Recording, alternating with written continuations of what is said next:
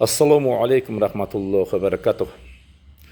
Мынау депутаттыққа сайланайын деп жатқан адамдарды көріп отырғаннан кейін мен бір сөйлемей қалсам, мен өзімді халық жауына ұқсатып қоям ба деп қорқамын да. Қазір кетіп бара жатыр міне. Айғырбектер кетіп бара жатыр. Ана біреу қалаулым деген бағдарламаны жүргізетін жағы сексуалист қарындасымыз кетіп бара жатыр. Тамара дей ма, Тамара Аңсар дей ма, әнші кетіп бір. Бұлар өрге барғанда не бітіреді? Өрге барғаннан кейін заң шығару керек. Өрге барғаннан кейін жағы түрлі бір жаңалықтар ашу керек. Қазақтардың жағы әл-ауқатын көтеру керек. Бұлар өрге барып не істейді? Мына біреу үшеуі кетіп баратын Айғырбек, жағы не дейді, қалаулымды жүргізетін сексуалист қарындасымыз Тамара Аңсар. Не істей алады бұлар? Не істей алады? Енді осыларды көріп тұрып, мынандай депутатқа сайланушыларды көріп тұрып мен үндемей отырсам, мен нақ халық жауы боламын. Өліп кеткенде таза өлім болмайды менде. Өлсем өліп кетейін. Мен осы мысалға мынау құрылтайды сайлау болады ғой. Сайлауды халық сайламайды. Халық бармайды да қазір сайлауларға. Біледі бұлардың қандай өткізетінін. Мектептің директор, завуч оқытушыларына тапсырады. Бассап олар штандарының шықырына тығамай, бәле-пәтіріне тығамай сөйтіп жүріп, жағы бюллетенді, жағыларын өздерін дайындап қойған бюллетен өткізіп, өңкөй мынандай мақау, өңкөй мынандай жағы аузын кәндесі мұрнын көрсететін, көзін кәндесі құлағын тесігін көрсететін өңкөй топастар барып сайланады. Неге? Бұл алдыңғы Назарбаевтан қалған сүннат. Назарбаев өңкөй топастарды жанына жиналып алған. Неге? Өңкөй топастар жанында жиналып отырса, Назарбаевқа қарсы шықпайтын білді. Сөйтті де топастар жинап алды. Әшін бейді көзіңмен қиығымен қарап бейтіп қойса, сіздікі дұрыс дейді. Екіні қосса қанша болады десе, ой, сіздің айтқаныңыз болады дейді. Мен өңкей мынау Перуашев сияқтыларды Назарбаев жинап алды да, Назарбаев жағы неден президенттіктен кеткенде Перуашев деген деп жылады. Неге?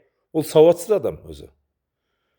Енді мынау Назарбаевтан басқа президент болса, кішкене халыққа жан ашитын президент болса, менің мына сауатсыздығымды бетіме перде қылып, мен біреу шығарып жібере ма, алып отырған айлығымнан айырылып қалам ба деп қорықты.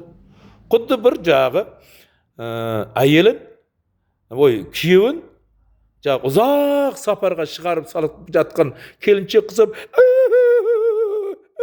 деп Назарбаев кеткенде жылап қойған Перуашев әлі де сол билікте отыр. Мысалға бізге енді айтты ғой мынау Назарбаевтың кезіндегі ескі Қазақстан. Мен жаңа Қазақстан құрдым деді. Жаңа Қазақстан деген аты ғана. Мынау кім? Уалибек. Мынау Шаншар бұрынғысын ескі Шаншар деді. Кейін тағы да жаңа Шаншар құрды ғой. Бірақ ішінде Жүсіп Уалибек. Ескі Шаншарды қалдырдық деді. Біз жаңа Шаншар құрып жатырмыз деді. Солардың Шаншары сияқты, солардың біреу қойылымы сияқты қазіргі біздің билік сондай. Қазір мына сайлауларда халық бармайды ешкім. Сайлауға тек қана ат салысатындар жағы қазірден бастап оларды дайындап жатыр. Барып милициялар дауыс береді. Костюмін ауыстырып, көйлегін ауыстырып жүріп, Үнен кейін барып мына темір жолда істейтіндер дауыс береді. Өзіміз темір жолда істеп жүрген кездерде көргенбіз. 2-3 жерге барып дауыс бергізген біздің мына бірге істеп жүрген жұмысшыларымызды. Имамдар барып дауыс береді. Муфтиятқа дайындап қойған имамдар келіп дауыс берсін. Кімге беретінін оларға айтып та қойған. Және десе мынау мектептегі оқытушы, жағы директор, завуч барлығы уже дайындалып, сағадай сай болып отыр. Мысалға халықтың қалауындай еш уақытта сайлау болған емес, болмайды да. 37 жыл біз сайлаудың бір әділ өткенін көргеніміз жоқпыз. Сондықтан біздің ортамызда, біздің қоғамда әділдік орын алмайды. Сол жартас баяғы жартас болып қала береді. Сондықтан айта Алтайды Жамал апай қартайды деп, сол айтқанымыз қала береді. Жамал апай қартайып кете береді. Сөйтіп өмір өте береді. Онан кейін мынау сенікі мынауың дұрыс емес, мынауың дұрыс емес дегендер өліп кете береді. Бұлар ары қарата кете береді. Өздерінің балаларына өткізеді, өздерінің қыздарына өткізеді, өздерінің күйеу балаларына өткізіп, билік ары қарата өзінің тірліктерін істеп кете береді. Жанашырлар бұл жерде ай деп кішкене былай мынауың дұрыс емес қой десе, апарып түрмеге тығып қояды. Я болмаса ол шетке шыға бергенде шекесінен атып тастайды, я болмаса апарып асып тастайды. Сондықтан мынау қазіргі болып жатқан жағдайды көрген кездерде мен бір сөйлеп қоймасам болмайды деп сөйлеп жатырмын. Қазір кетіп бара жатқан депутаттарды өздеріңізді көріп отырсыз. Аша Матай деген кім ол?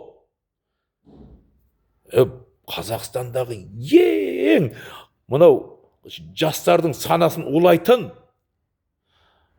қазақтың ең барып тұрған жауы, қазақтың ең барып тұрған дұшпаны, барып тұрған топас, барып тұрған ақылы жоқ қыз деп айтсам, мен оған мен айта аламын мен. Неге дегенде халықты ойламайды бұлар. Бұлар халықты ойламағаннан кейін барып ана біреу өңкей жезекші, өңкей жүрегі шіріп кеткен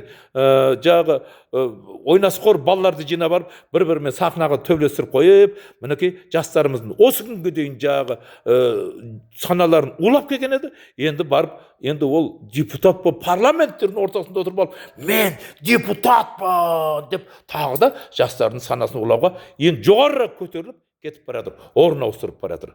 Енді осындайларды көрген кездерде мен тыныш отыра алмай, мен сөйлеуге мәжбүр болдым. Енді бұдан кейін мен шақыра беретін милицияларға айтқам өткенде, пистолетіңді әкел деген мәтәсіне, әкел пистолет дедім, ат мына жерден дедім, мен өліп құтылайын сендерден, сендер тірі қалып құтылыңдар деп мен айқайлағам. Атса атып тастасын. Бұларға мен давно барған сайын айтамын, атып таста. Қамай мындай айтпай ақ қой.